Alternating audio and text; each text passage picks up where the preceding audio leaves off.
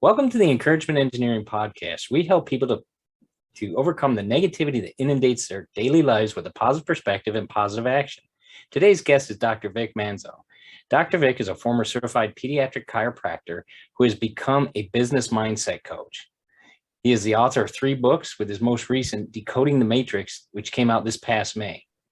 Dr. Vic is a creator and owner of the Mindful Experiment podcast, which has been ranked the top 1% podcast globally from listennote.com. He has a unique and diverse background that allows him to help his clients become more whole and lead a more fulfilling life through leveraging their own mind and reframing one's mindset. Dr. Vic does this by helping his clients become aware of their limiting beliefs, habits, standards, and the stories they tell themselves. Once they are aware, then he shares how they can reframe, change, and create beliefs that support their dream life. So please welcome to the show, Dr. Vic Manzo. Dr. Vic, thanks for being here today. I really appreciate your time. Oh, thanks for having me. I'm excited to be here. Well, good. Well, why don't we let people know a little bit more about who you are and how you got to where you are? Because that's always the interesting part, I think, to let people know how you got to where you are.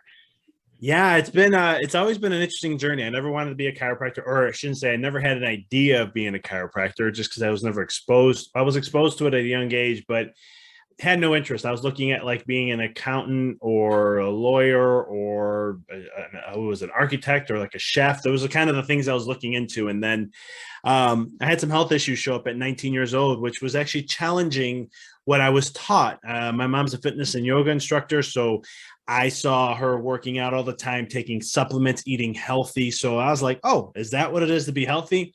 Got it. I'm going to do the exact same thing. So I did. But at 19, it wasn't working out. My health was declining. Things weren't looking good. And so I was like, this doesn't make sense. I'm taking more supplements. I'm working out way more than I've done before. I should be having better health. I just don't get it. And it came to a point where I was almost going to go to a medical doctor. And then my mom decided, hey, why don't you go see Dr. Frank? I ended up going there. That was my former chiropractor. And my life turned around. In 2 months, all the symptoms were gone. In 4 months, I was in the best shape of my life. And I said, I need to learn more about this chiropractic thing, because, man, what it did for me and gave me my life back. And I was only 19 years old, 20 years old. I was like, no, there's so many more people that know this and they need help with this, and they're way off worse than I am. Right. So that's when I ventured into chiropractic. I changed my major from computer science, went into business, and then I went to chiropractic school. And but I've always had an interest in the mind. I always was interested in what made people from like good to great. Why are some people rich and why are people poor? Why is this just this polarity? Yeah.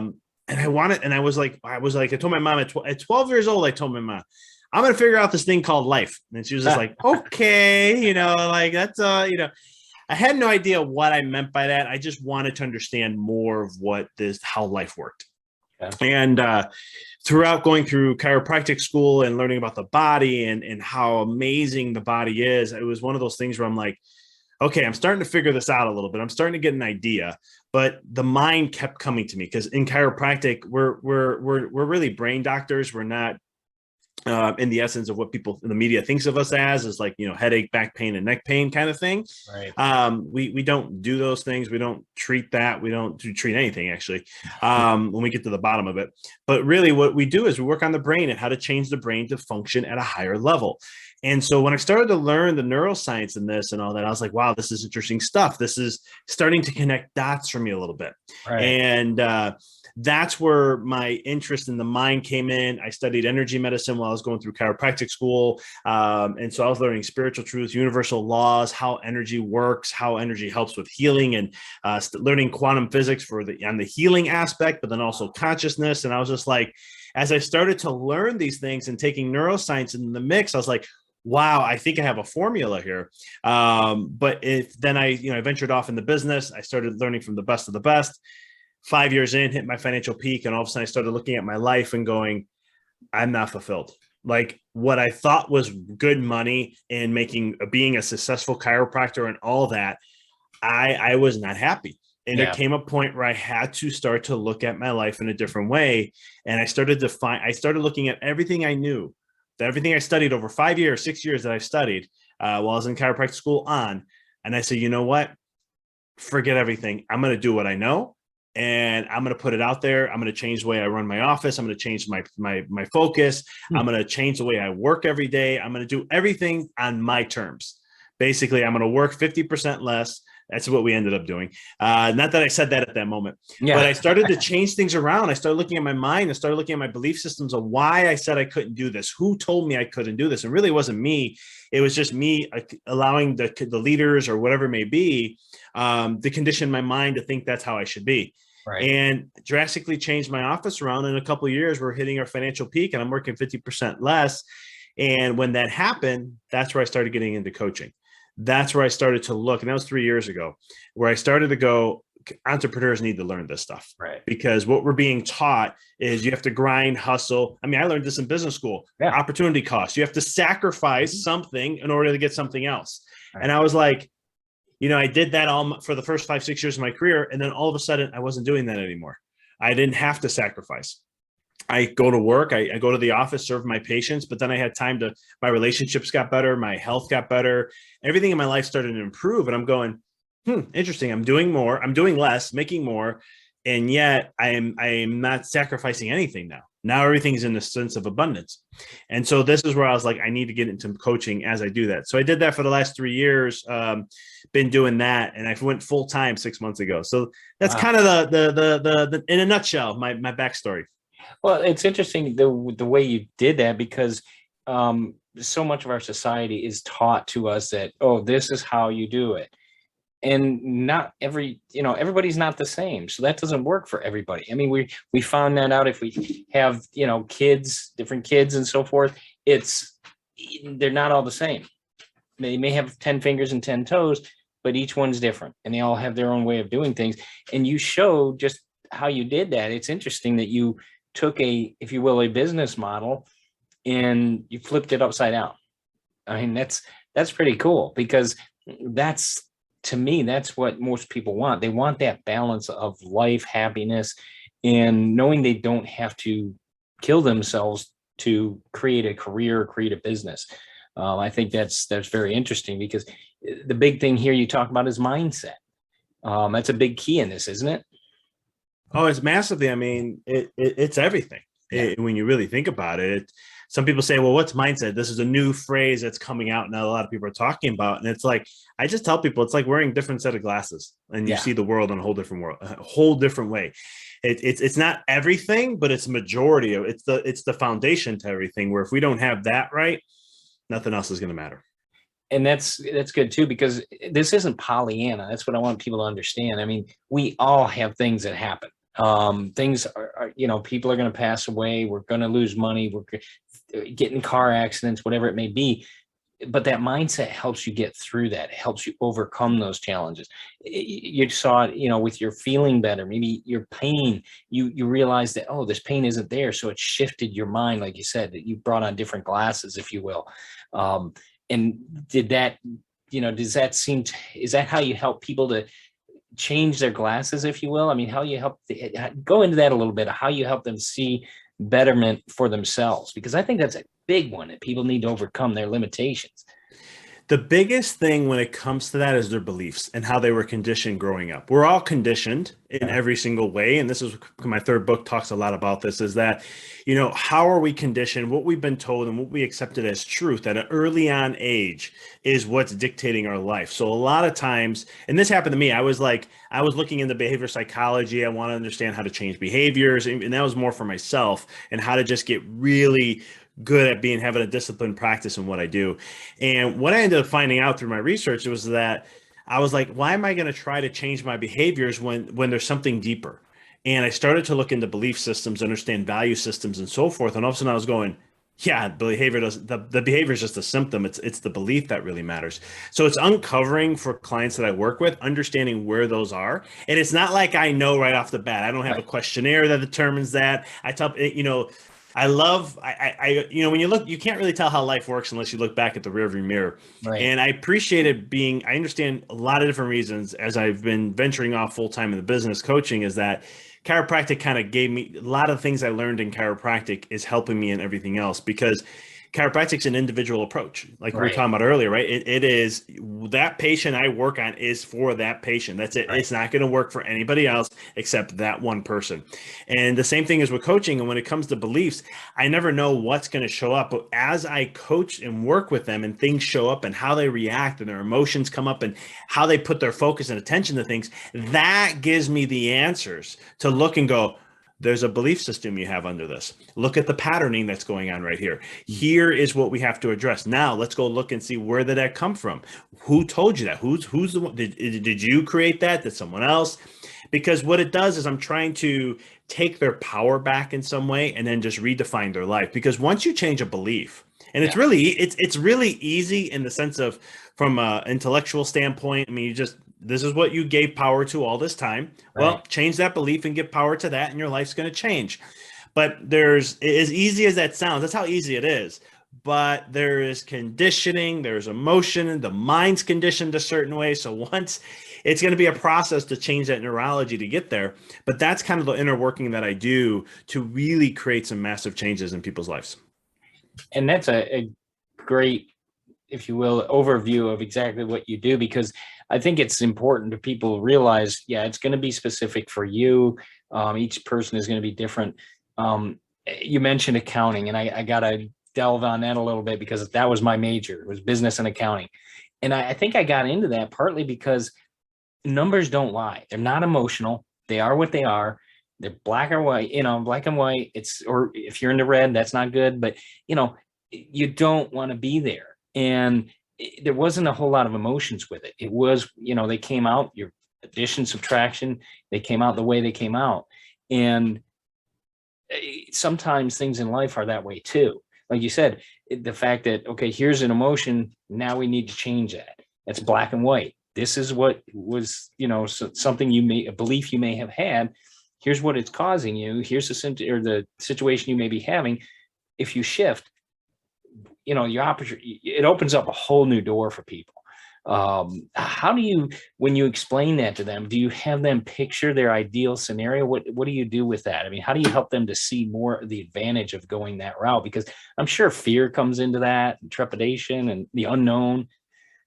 Oh yeah, there's so much that follows. And what I teach and share is how, there's something called the law of focus. Whatever you put your attention to, energy is going to flow to. And wherever energy's at, that's what creates that's creating reality. So it's really having them, look at, and whatever they're putting their emotions to, that kind of stuff. And I'm like, that's a lower vibe. Is that something you want to create more of?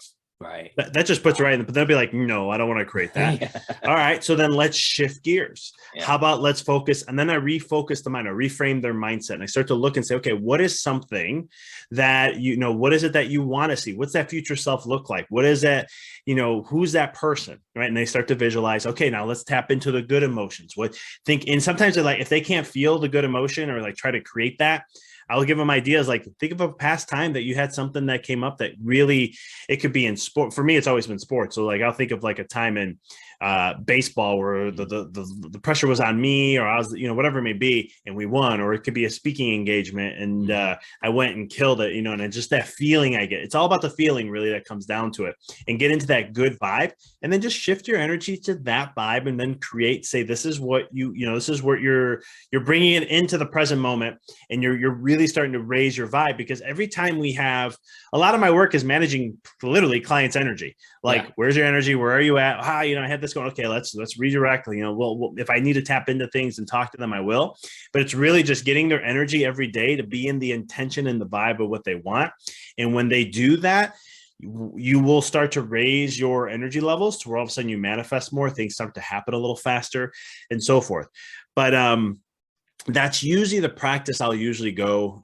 There's other things I can do too and add to that, but those are the kind of the basics when it comes to just shifting their direction and their energy, so that we make sure we're not, feeding too much into that, because a lot of times I call this leveraging the universe, or you can just say leveraging life. But it's one of those things where, like, okay, it's coming up for a reason. Let's what can this teach us? What can this help us with? And then how can we shift the energy to raise that vibe, so all of a sudden it becomes something of a positive effect, and then we can continue to move forward with where we're trying to go to. Great. You mentioned the word leveraging several times, and I love the quote you have on your webpage. It says, leveraging the power of the mind allows you to create success faster, easier, live a more fulfilled life, and step into your power to control your outcomes. Great scenario. I mean, that encapsulates it there. Who doesn't want it, success faster or an easier life, a little bit easier? I mean, it's not going to be sit around and do nothing and have checks drop into your bank account. But, that idea of controlling your outcome, that's cool. I mean, why not? We all have that capability. That belief we have within us, I think, is critical, that we need to understand that. Do you help people to reevaluate their beliefs maybe, or do you have to adjust those sometimes?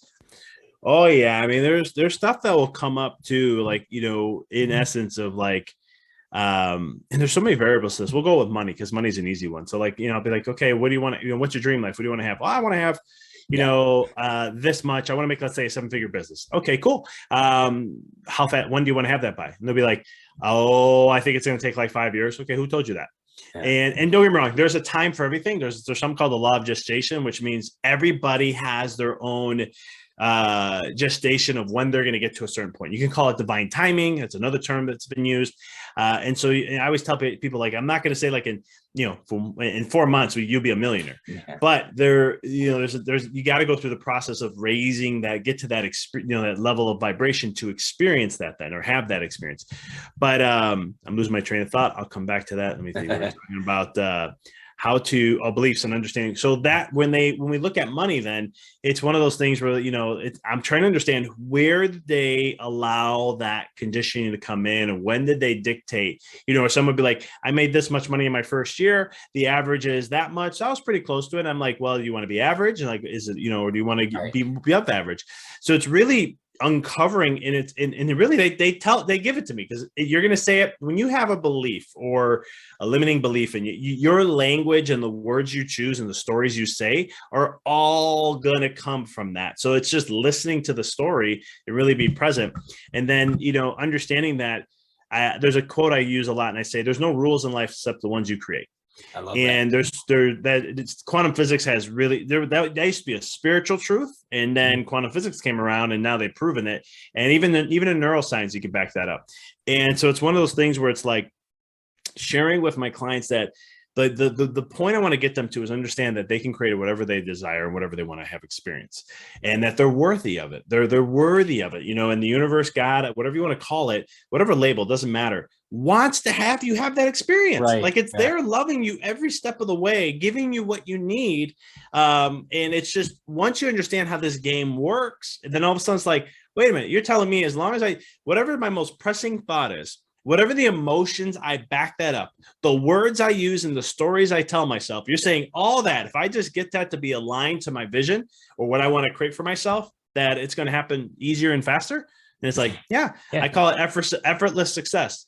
Because truly, again, we've been so conditioned. Like, it's funny, I learned all this stuff, and then I had to go back and relearn in a different awareness, because it was like I was looking back at when I started to really understand this thing called effortless success. And what it is, and this is just a term I started to use. It does, I don't know who, somebody may have used it or whatever it may be, but it's looking at how nature works, the universe works, and how your body works.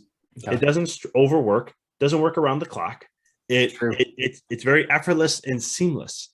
Mm-hmm. Like everything works like a beautiful machine. Like you look at like a weed that comes through concrete. It's not like it had to break through the concrete.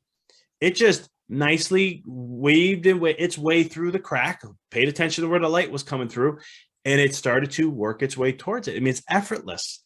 And that's how we're really designed to be. But the problem is we've been conditioned for so long, and I was part of this conditioning, where hard work means success. Yeah. And that's so backwards thinking. I mean, I've even had people argue with me and be like, well, that's not true. You have to continue working as hard as you can. Look at your heart. Your heart works all the time. I was like, that you just saying that tells me you have no idea how the heart works.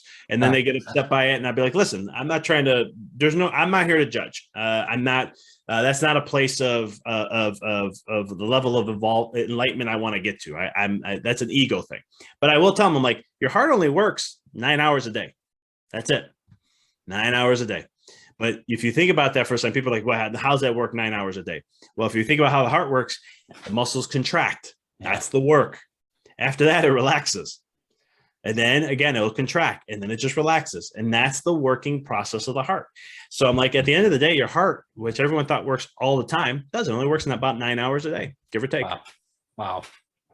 See, all kinds of stuff you can learn today. That's really cool. Wow. And just that alone, I mean, to me, it's kind of relaxing. It makes you, okay, yeah, it's a lot less tense. We don't have to, like you said, oh, I got to do this, got to do this, got to do this. But all these things are created up here, and what we've been taught, like you said, that grinding it out, that got to do this and got to be, running 15 different directions. No, we don't. No, we don't. Guess what? Someday none of us are going to be here forever. And all the stuff we supposedly want, that can't go with us. So, what's your focus of reality here? I think that's important. You talk about about feelings of getting stuck and getting out of that. I think that's important for people to have, if you will. It's a way of providing hope to be unstuck. How do you do that with people? How do you help them to see that value of getting unstuck? Like you said, you're making your own rules. That's a pretty good start. Yeah, I mean, when we get stuck in life, most of the time it's a lack of focus, because when you have clarity in something, then you know where you're going. You're not going to be stuck. You know the path you're taking and so forth. So a lot of my work that I do with clients right off the bat is declaring what their vision in life is. Now, vision in life means, because when I was in business school, you heard, vision statement. Okay, cool. But they didn't really put a lot of energy into it. It was like, you have to have a vision statement. But then the mission statement got more love for some reason. Maybe it was just my experience, but man, it was all about mission statement. Yeah. And the vision was never given that much. I started to look at my life though, and I started again going back. Everything I am where I'm at now, and in the last 5 years, is all because I looked back at everything I learned, and I said I was done learning more. I wanted to just take what I have and learn and use that and guide me. Right. And so I started to look at how powerful vision is. And actually, it's one of the most powerful things that we can do, because when you look at things in the world, everything that exists in the world had to come from non-physical first, which is your mind's eye or your imagination. And that's a vision. Someone had to have a vision, just like having this cell phone right here. Yeah. It's one of those things where somebody had a vision. They were tired of being tied to a cord. That's where wireless phones came from back in the day. But somebody wanted to go travel with their phone. So they had an idea. They had a vision. They started to see it. And then all of a sudden they started to do action and work to align with it. And all of a sudden they created something called the cell phone that has changed our lives. So you have to start from vision, but vision leads the way, because once you have a vision on your main life, and the way I teach my clients is that you have to have a main vision. It's like, basically, there's a couple practices you can use, and I share this is like, when your time comes and someone's sharing your eulogy, what do you want them to say? Yeah. And then whatever you want them to say, are you living that life? Or you can look at it as your main purpose. Yeah. Yeah, it's like working backwards. And I think that's important. I've been to enough funerals that, you hear that and you think, man, I got to change something here. Or maybe you don't, or maybe you can do better, figure that out. But that's a great way to look at it that way. And I like the idea that you help people build that strength to take these actions. You mentioned working out before and your health and how you like that. Is that something you help them navigate? Because health does have a lot to do with your mindset. Do you help them to maybe integrate that into some things possibly? I can. What I do is, in the aspect of there's things I incorporate from a mindset neurological standpoint. How do we reset the mind? How do we get you back to center?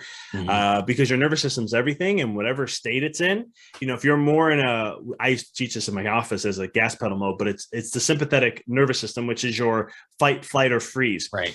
It's your survival mechanism. Anytime you fire that up, you're going back to reptilian or the primate brain. You're like a monkey, in other words, or a gorilla. I like to say gorilla for myself. But this is the kind of level of where we're going from a consciousness aspect, and it's very survival based. How well are you going to create ideas? How well are you going to be creative and focused and centered when you're in that state of neurology? You're just not. Right. You're going to be in a very survival mode. So, and the key I teach a lot of my clients is in my foundation work that I do with them is how do we reset your nervous system just to get you back to center, to where then you have enough to where we're firing different parts of the brain where you can get back into that growth or focus or concentration, or just to calm the emotions down that are firing up. And so that's meditation, or there's breath work, there's gratitude journaling. There's so many different things that we offer to share. And then in that, we also break down what works for you, right? So here's breath work, but here's like 13 of them. Which one works for you? Play around, have fun with this. This is not, it's not, again, not me saying, oh, do this one because of that. I try to give guidance, but there's different times for different things. And that's where I'm trying to, I share with a lot of my clients. I'm not cookie cutter at all. You'll catch that off very quick. It's about what works for you, because once we can get the nervous system back into center, now all of a sudden they can get back into their creativeness. They can tap back into their resources. They can get back into their body or get back into feeling, and that can guide them and lead them into a whole different direction than where they were before. But that's just on the mindset side. When it comes to like the physical health aspect stuff, there are things I will recommend if they come up, or depending on where their life is. Like sometimes I'm working with moms who are entrepreneurs and they have kids and they're trying to balance that whole life out. And they're like, I just can't get workouts. And I'd be like, listen, you don't have to work out for 45 minutes on cardio. Guess what? You can do it in 20 minutes. You can do it in 15. You can do it in 12 if you want. And they're like, how? What? Please tell me more. And I'm like, I'll share this with you. This is how I work out. I've been doing this for the last 10 years. And so it's one of those things where, there's, again, different things for different scenarios and what can help. And it depends on what shows up too. But I'm always there with my background in health, I try to incorporate as much as I can without creating a doctor-patient, kind of thing, because I have to be very careful of that.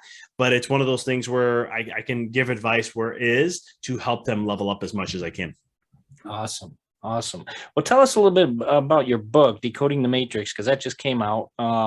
It's, looks like an interesting book. I just ordered my audio book copy. So tell us a little bit about that for the people listening. Awesome. It is all about, so there's 3 parts to the book. The first one is breaking down what really is the matrix. And that is, the conditioning of humans over time. The matrix is just basically human collective consciousness. Now, everything in this universe has a matrix of some shape or form. So I break that down from what the main is. I break it all the way down to basically the micro, which is ourselves, our individual self, and who influences it. Why, when it comes to influence, what does the matrix do to us? It always pulls us back to the average of where everyone is. That's the essence of it. But then in the second part, we start to dive deeper into what your potential is. We hear this term often, in chiropractic, we use it a lot. We're going to unleash your potential. And in business and other people talk about that, or, releasing the greatness within, or all these different terms. But what really is that? And so I break down and share, the definition of that. I share some concepts what I do with my coaching clients, and then we get into, the essence of having that impossible life. And then the third part of the book is really just breaking down the spiritual implications of everything. When you start to awake. Now, awake just means you start to see the world different than what you've been conditioned.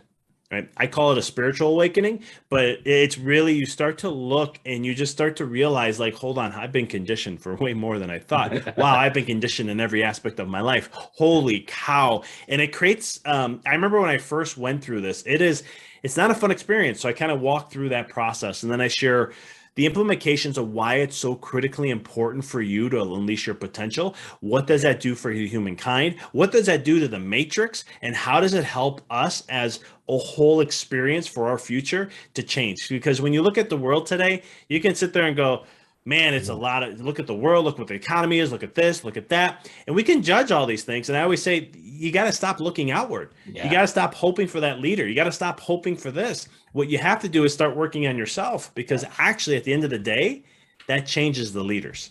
Right. And I share that in the book and so much more. Oh, that sounds awesome. I'm looking forward to reading that. So great. Vic, where can people find out more about you as well as your book? Tell us about your website, things like that. Yeah, you can find me at my website. It has everything there. It's my hub. So it's www.empoweryourreality.com. If you're interested in coaching like what I'm doing, I offer a free call on there. You can schedule on there. I have my podcast on there, some free resources and so forth. My book is on Amazon. You could, I have it in Kindle. I have it in paperback, and Audible just came out. If you do, I do speak pretty fast. If you notice that, I was joking. I was looking at my time when you get done doing it, and it was like 4 hours, 4.5 hours. I'm like, I should tell people they should slow that down if they don't like fast speakers. But long story short, if you want to connect with me on the socials, I'm on Facebook, I'm on Instagram, TikTok, and LinkedIn. Again, you can find that at the bottom left of the website. It's all there to connect with me. I'm always sharing content a day, pretty much almost every single day. Great. Well, Dr. Vic, I really appreciate your time. Thank you for being a guest on the Encouragement Engineering podcast. I look forward to the concepts in your book, and what you're offering people is a nice, refreshing outlook that I think our world needs today. So keep up the great work. I appreciate it. Thank you for doing all that you do also. And thanks, Vic. I appreciate it. You have a great day. You too.